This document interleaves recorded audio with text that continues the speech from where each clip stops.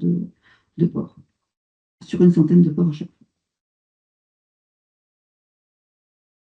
Donc c'est un projet, en fait, ils ont pris la porte-parole, mais c'est un projet qui est porté par la coopération agricole, hein, euh, auquel, qui est financé en fait par le ministère de l'Agriculture, hein, et de la souveraineté alimentaire et de la forêt, et INAPOR, hein, et en fait qui associe plusieurs experts, hein, sur le suivi du projet, donc l'IFIT, mais également les vétérinaires par le biais de la SNGPV et de la DPO.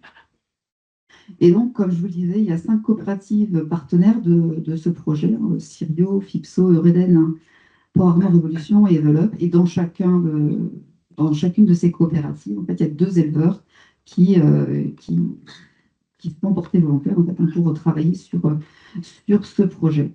Et il y a un dernier partenaire, hein, qui est un partenaire un peu historique, qui est l'OS Sport Bretagne, en fait, avec qui on a travaillé il y a quelques années, c'était avant le Covid, hein, sur des démarches similaires. Alors, qu'est-ce que c'est que ce projet, en fait? C'est mettre en place des essais en élevage, des éleveurs qui, auparavant, pour la plupart, ne coupaient la queue de leur porc, hein. Donc, mettre en place des essais pour voir, en fait, s'il fallait le faire à grande échelle, hein, en France, comment ça se passerait. Et donc, là, l'idée, c'est de démarrer, en fait, des essais queue entière et de documenter pour, en fait, voir comment les éleveurs vont progresser, comment ça va s'améliorer au cours des 3 bandes successives. Et donc, l'idée, c'est d'identifier donc les bonnes pratiques qui vont se mettre en place, les savoir-faire, les évolutions. On peut s'attendre à ce qu'entre la première bande et la dernière bande, on ait des améliorations dans les interventions, la réactivité des éleveurs, hein. Et c'est de confronter, en fait, l'expérience des éleveurs, des techniciens, des vétérinaires qui auront suivi ces éleveurs. Au final, hein, l'enjeu, c'est bien comme pour les projets qui ont été présentés auparavant, hein, c'est de faire partager l'expérience des éleveurs pour bah, essayer d'avancer un peu plus sereinement sur ces questions. Donc, comment ça fonctionne? Alors, il y a un encadrement technique, comme je vous le disais, en fait. Il sert à quoi cet encadrement? En fait, surtout à mettre en place des protocoles de suivi, parce que si on veut faire équilibrer les éleveurs, si on veut comparer des choses, ben, il faut qu'on ait de l'information qui revienne sous une forme un peu standardisée. Donc, on a élaboré des fiches de suivi, donc à plusieurs niveaux, hein, des niveaux élevage, c'est-à-dire qu'on demande aux éleveurs de faire des suivis quotidiens de leurs animaux, bah, qu'ils font bien sûr, hein, et qu'ils documentent, donc ils renseignent en fait des feuilles de suivi, hein. Les techniciens passent sur les élevages pour faire des notations euh, régulièrement, et les vétérinaires peuvent intervenir si il y a des notes 3 de queue dans les élevages.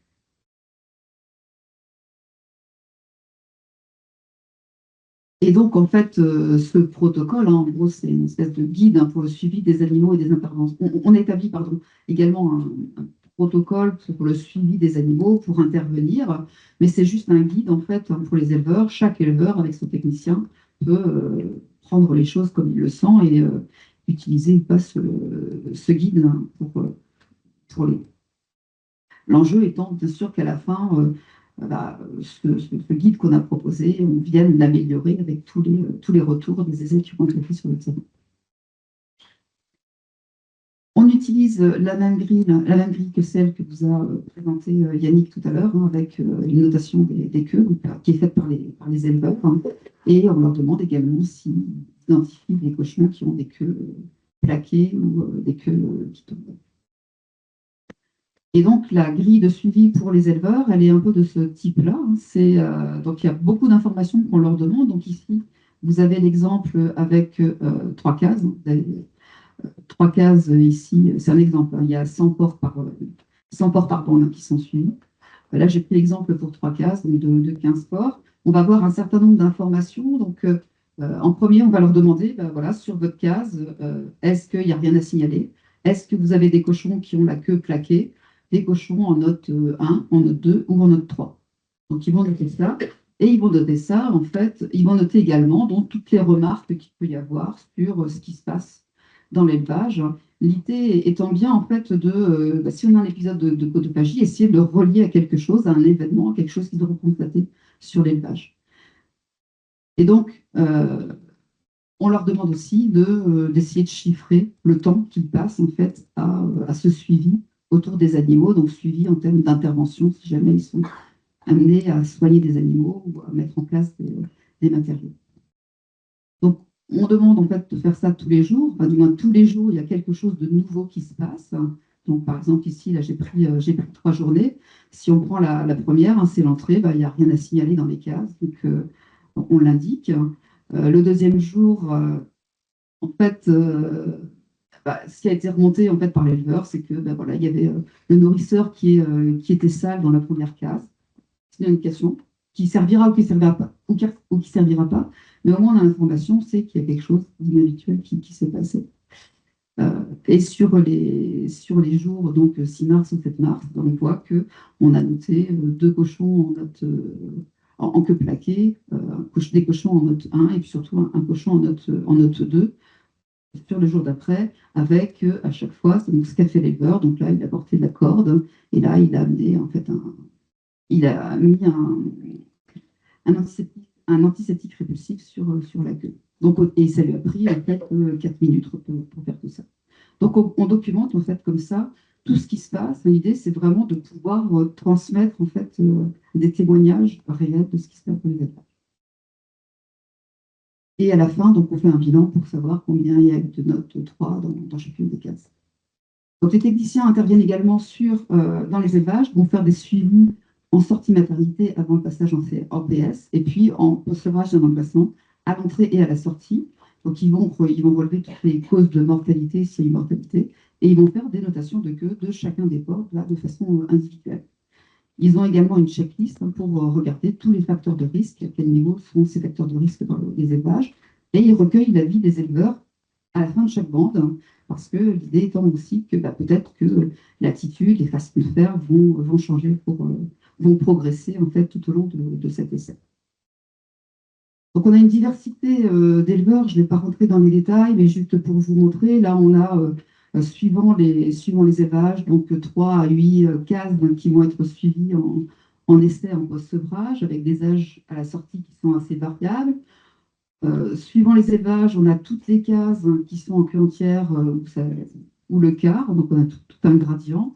Des tailles de cases, des nombres de porcs par case qui sont aussi assez différents, avec des longueurs d'auge, des longueurs de nourrisseurs aussi assez variables suivant les élevages, des surfaces par porc aussi qui sont très variables, des points d'eau, des points d'abreuvement qui sont aussi qui varient de 1 à 3 donc en post-sevrage, avec des nombres de porcs à l'abreuvoir, pardon, qui varient de 12 à 21 et en termes de nombre d'aliments différents de 1 à 4. Je vous montre ça parce qu'en fait, bah, tout ça, ce sont des facteurs de risque potentiels. On va voir si à la fin, il y a des choses qui nous permettent d'expliquer les résultats. Je vais juste regarder un petit peu, on a parlé des enrichissements un peu tout à l'heure. Sur la phase en fait, de post-sevrage, ce qu'ils utilisent, c'est des chaînes, des soucoupes, des étoiles, du bois, de la boule à mâcher, des cordes. Ce qu'on regarde, c'est l'accessibilité. En fait, en général, ils sont accessibles debout, mais dans 3 élevages, en fait, les cochons peuvent les manipuler quand ils sont assis. Et on regarde aussi leur positionnement. Donc, en fait, on peut avoir un positionnement à 90 degrés. Donc, ce que j'appelle à 90 degrés, c'est que l'objet, il est là. Et donc, il y a simplement un angle de 90 pour y accéder. Là, on peut avoir un angle, en fait, de 180, où l'objet, dans ce cas-là, est fixé au milieu de la case. Et là, en fait, tout le monde peut aller dessus à 360 degrés. Donc forcément une accessibilité plus importante. Alors, le suivi qu'on demande par l'éleveur, il va nous donner ce genre de choses, en fait. Vous allez le voir, en fait, au cours du temps. Ici, vous avez les 3 cases.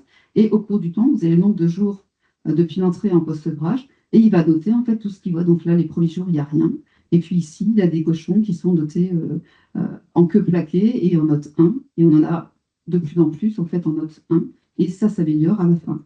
Donc, on a comme ça, il documente et on voit, comme on le montrait tout à l'heure sur les équidés, on voit la propagation et la résolution du problème. Et à chaque fois, en fait, il note qu'est-ce qu'il a fait en fait, sur ces cases. Donc là, dans le cas d'espèce, il y avait un problème sur une case et les 2 autres cases, il n'y a pas eu de souci. Et si on regarde, en fait, on a un suivi en engraissement qui se fait. Et donc, sur cet élevage-là, on a eu des soucis en post-sevrage, mais en engraissement, on n'a plus rien eu du tout. Donc, où on en est sur cette étude? Donc, la première bande a été finie par tous les éleveurs. Donc, on a une situation assez contrastée suivant les élevages. Il y a des élevages où on n'a rien du tout, enfin, il n'y a eu aucun problème. D'autres où on a eu des soucis de morsure de queue. Donc, ça passe plutôt en PS qu'en engraissement. Donc, on a des stades qui sont variables. Et donc, la deuxième bande est en cours d'engraissement. Et une fois qu'elle sera achevée et abattue, on continuera sur une troisième. Je vous remercie de votre attention.